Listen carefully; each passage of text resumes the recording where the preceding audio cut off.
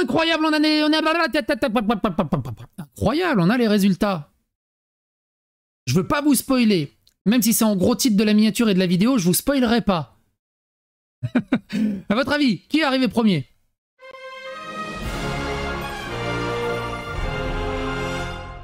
Attention, please. Mais on va revenir un peu sur la chronologie pour essayer de comprendre tout ce qui s'est passé. À 18h30, le taux de participation est désormais estimé à 65% à 20h. 65%, c'est énorme, contre 47% au premier tour des législatives en 2022. Il y a eu un énorme engouement, c'est assez incroyable.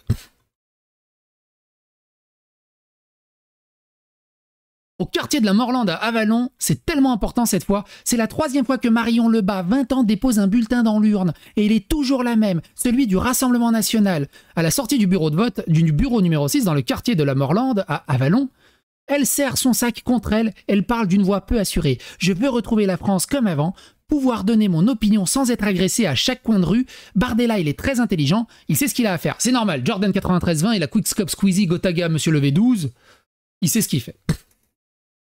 Juste derrière elle, il y a Marie Blandin, 30 ans, son village est à 8 km de là, mais elle a convaincu l'une de ses amies de lui confier sa procuration. C'est tellement important cette fois. Dimanche, elle a donc donné 2 voix au candidat du nouveau Front Populaire. 2 voix, c'était aussi le score de la LFI dans son village aux élections européennes. Ils ont fait 2 voix. Où le RN a rassemblé 52% des votants. Ce bureau numéro 6, c'est celui de Jamila Absaoui. Ah mais oui! Mais oui! Vous vous souvenez? On n'a toujours pas d'infos. Elle en est où? Elle en est où? La maire d'Hiver Gauche d'Avallon, qui est née et grandie dans le quartier ce matin tôt, Madame la maire a voté par procuration, parce que je vous rappelle, elle est en prison. Parce qu'on l'a arrêtée avec 200 kilos de cannabis chez elle et des lingots d'or et tout. Placée sous contrôle judiciaire, elle a interdiction de venir dans Lyon depuis sa mise en examen en avril pour détention et complicité d'offres ou de cession de produits de stupéfiants, aux côtés de 2 de ses frères et de 3 autres personnes. Il y a toute une playlist qui est dédiée à Avallon. N'hésitez pas à aller taper Jamila Absaoui psychodélique, vous tomberez dessus. Pour approfondir, la participation s'annonce nettement supérieure au précédent scrutin, une mobilisation qui s'explique aussi bien par la peur de ce qui peut se passer ce soir que par l'envie de changement.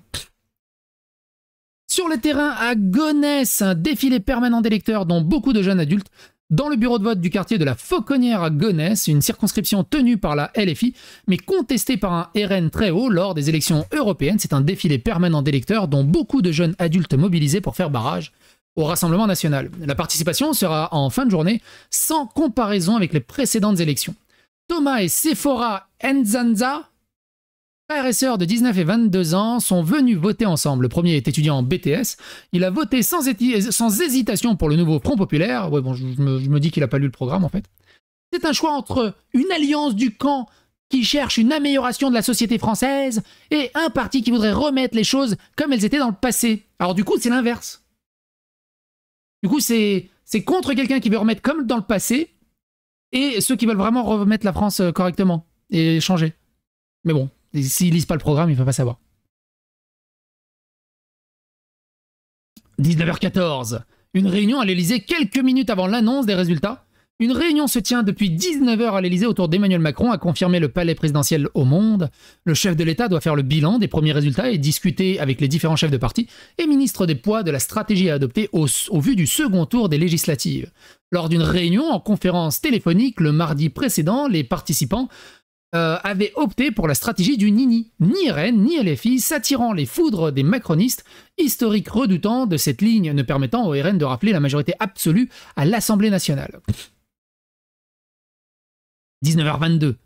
Ce 30 juin, 4000 candidats s'affrontent lors du premier tour des élections législatives anticipées. Parmi les postulants à la députation figurent de nombreuses personnalités politiques de premier plan, des ministres qui pourraient perdre leur poste en cas de changement de majorité, des transfuges également, d'une formation politique à une autre, et des dissidents qui comptent bien damer le pion à leur propre parti. 19h30, à Ostwald, près de Strasbourg. Toutes les voix comptent. Ostwald, commune de 13 000 habitants, dépend de Strasbourg, mais elle est rattachée à la 4e circonscription du Bas-Rhin où Françoise Buffet, ensemble, se représentent. Cette ancienne PS avait affronté une candidate NUPES au 2e tour des législatives de 2022 dans ce bureau de vote situé au centre culturel. Le Point d'eau, la liste menée par Jordan Bardella, avait fait plus de 40% aux européennes. Un score étonnant pour un quartier propre, proche d'une forêt, qui mixe le résidentiel et l'habitat social rénové. Ah, ils ont des arbres, comment ils peuvent voter Bardella?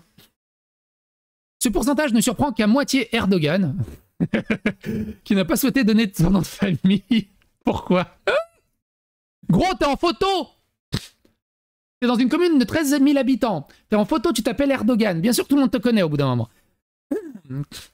Un score... Mais je ne m'y attendais pas à ce point. C'est malheureux, concède-t-il. Pour ma part, c'était important de voter aujourd'hui. Je suis musulman et mon premier problème, c'est l'islamophobie qui n'existe pas, l'extrême droite et l'islamophobie, et même le centre aussi. C'est comme le racisme. Je viens du live d'Hugo Décrypte. Il pleut des larmes en masse dans les commentaires. Ah bah, j'imagine. Attise, son épouse surenchérie. Cela s'aggrave, on nous montre du doigt en faisant croire qu'il faut avoir peur de nous. C'est ridicule avec la situation économique, les problèmes à l'école, etc. En tant que citoyen français, j'aimerais que nous ayons droit au même respect que les autres. Dans ce bureau qui ferme à 18h, la participation est en hausse comme sur la commune. Elle atteint les 64%, remarque le président, soit presque 20 points de plus qu'en 2022 au premier tour. Axel Estanger, 19 ans, est déçue. Elle croyait être inscrite ici depuis qu'elle a emménagé avec son amoureux Johan Gnakwasi, 24 ans, mais elle n'a pas trouvé son nom sur les listes ni dans sa commune d'origine, se désole-t-elle en pianotant sur la plateforme qui recense les électeurs. C'est dommage, c'était la première fois que je votais, regrette-t-elle, toutes les voix... Ben, elle a quel âge? Elle a 19 ans en même temps, c'est vrai. C'est dommage, c'était la première... Toutes les voix comptent, je voulais voter Front Populaire. Tant pis. Même si je n'adhère pas à tout et que certains me dérangent. Mais Bardella, je ne lui fais pas confiance. Je ne veux pas qu'il passe et que l'extrême droite soit au pouvoir. Je rappelle des périodes très sombres de l'histoire européenne. Encore une qui n'a pas lu les trucs et qui pense que ça y est, on va revenir au nazisme. Marie est la dernière votante du bureau de vote. Elle a glissé son bulletin dans l'urne à la dernière minute. Cette professeure préfère donner un prénom d'emprunt et pas son nom de famille. Les vrais dans le game, ils diront « Ah, on sait ce qu'elle a voté. » Et ne pas dire non plus pour qui elle a voté. Je n'en parle pas à mes enfants, mais elle insiste. Liberté, égalité, fraternité. Cela a du sens pour moi, tous mes respects des lois du pays. J'ai voulu voter aujourd'hui car la montée des extrêmes me préoccupe. Que ce soit à droite ou à gauche, je ne dis pas que le RN ne dit pas parfois des choses sensées, mais joue sur la peur et la division comme ils le font. Non, ce n'est pas une bonne idée. Donc elle a peur de dire qu'elle a voté Front Populaire. C'est quand même balèze, hein. Auprès de sa famille, j'imagine. 19h37, on s'en fout. 19h43, une participation au plus haut depuis 1988. Selon les estimations, c'est incroyable. 19h48, après l'annonce des résultats, Gabriel Attal doit s'exprimer à Matignon. Selon les informations du Monde, le Premier ministre prendra la parole de Matignon pour évoquer les résultats des premiers tours des élections législatives. Il pourrait aussi évoquer la stratégie des camps présidentiels en vue du second tour. Notamment dans des circonscriptions, les candidats ensemble sont arrivés en 3e position. Urgent! On a les résultats. Le RN et ses alliés ont fait 34% et devancent la coalition de gauche du Nouveau Front Populaire 28%. Moi, je trouve ça scandaleux qu'ils aient réussi à faire 28%. C'est tellement élevé comme score. Tu m'étonnes que le pays est bloqué avec ça. Et le camp présidentiel qui fait quand même 20% au premier tour des législatives. Cette première estimation d'Ipsos, alors ça va bouger, hein, ça va bouger le temps que les décomptes se fassent. Cette première estimation d'Ipsos Talon de France Télévisions, Radio France 24 RFI, LCP Assemblée nationale, s'affinera tout au long de la soirée. Et il y a 2 nouvelles publications. 20h02, Emmanuel Macron appelle à un large rassemblement clairement démocrate et républicain face au RN. Dans une déclaration envoyée aux médias, le chef de l'État estime que la participation élevée montre une volonté des Français de clarifier la situation politique. Leur choix démocratique nous oblige, a-t-il estimé. Du coup, vu que le RN est majoritaire, ça serait bien que, républicainement, démocratiquement, les extrêmes gauchistes ferment leur gueule au bout d'un moment. Non?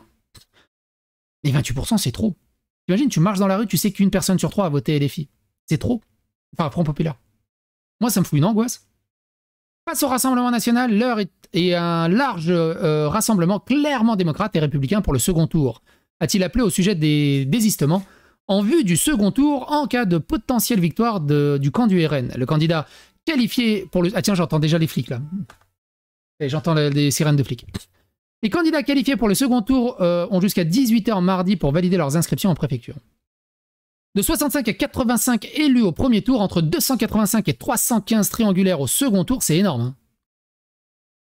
Selon les estimations d'Ipsos, cette première estimation d'Ipsos prévoit également 150 à 170 duels. Le RN sera qualifié dans 390 des 430 circonscriptions. Le nouveau Front Populaire dans 370 des 410 circonscriptions. Ensemble dans 290 des 330 circonscriptions. C'est la première vidéo à ce sujet. On verra pour les futures vidéos. Et vous, qu'est-ce que vous en pensez de ces résultats? Est-ce que vous êtes content? Est-ce que vous n'êtes pas content? N'hésitez pas à le dire dans les commentaires. Et à bientôt pour des aventures et courage à vous.